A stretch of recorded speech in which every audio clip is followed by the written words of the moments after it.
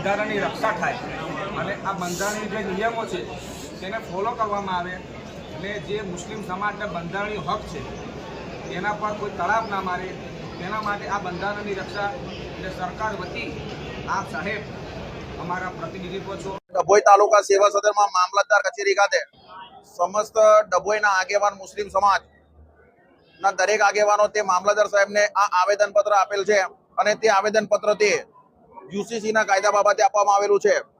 જ્યારે ભારત દેશનું બંધારણ 1950માં અમલમાં આવ્યું, તે બંધારણ કેવી રીતે અમલમાં આવ્યું કે તે બંધારણ બનાવવામાં 2 વર્ષ 11 મહિના 18 દિવસ જેટલો સમય લાગેલો અને તે બંધારણમાં 400 થી 450 કમિટી બેસાડવામાં આવેલી અને બાબા સાહેબ આંબેડકરે આ બંધારણ બનાવતા દરેકના અભિપ્રાય લેવામાં આવેલા અને તે અભિપ્રાયમાં મુસ્લિમ લીગના 30 થી 35 વ્યક્તિ હતા કે તમે કેવી રીતે બંધારણમાં ફોલો કરશો।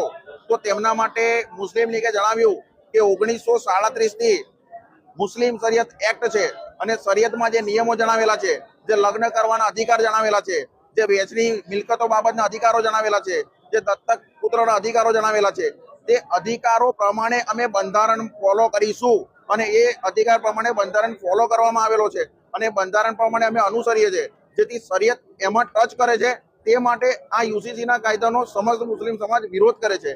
આ કાયદો લાવવાથી કોઈ ફાયદો નથી, જેથી આ કાયદો રદ થવો જોઈએ। પ્રજાની સુખાકારી માટે કાયદાની સ્થાપના થતી હોય છે, આ કાયદો પ્રજાની સુખાકારી માટે નથી। તેથી સમસ્ત મુસ્લિમ સમાજના આગેવાનો થકી આજરોજ અમને મામલતદાર કચેરીમાં તેનું આવેદનપત્ર આપવામાં આવેલ છે।